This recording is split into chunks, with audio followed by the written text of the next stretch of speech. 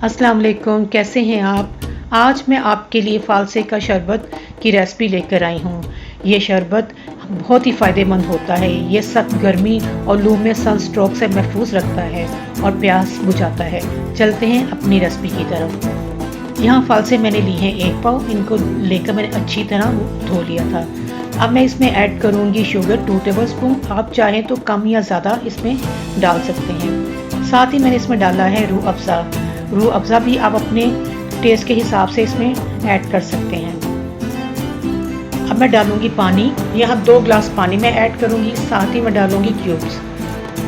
अब इसमें कवर लगा के अच्छी तरह मैं इसको ब्लेंड करूंगी। इसको बहुत ही अच्छी तरह ब्लेंड करना है।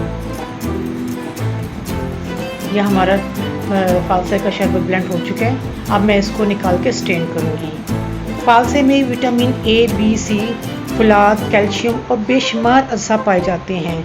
फालसा शुगर के पेशेंट के लिए किसी नेमत से कम नहीं है, इसलिए उनको फालसे का शरबत ज़रूर पीना चाहिए। अब मैं इसको अच्छी तरह स्ट्रेन कर लूँगी। अब यहाँ मैं डालूँगी काला नमक 1/2 टीस्पून। फालसे की तासीर ठंडी होती है, इसलिए ये सीने की जलन और पेट के लिए बेस्ट है।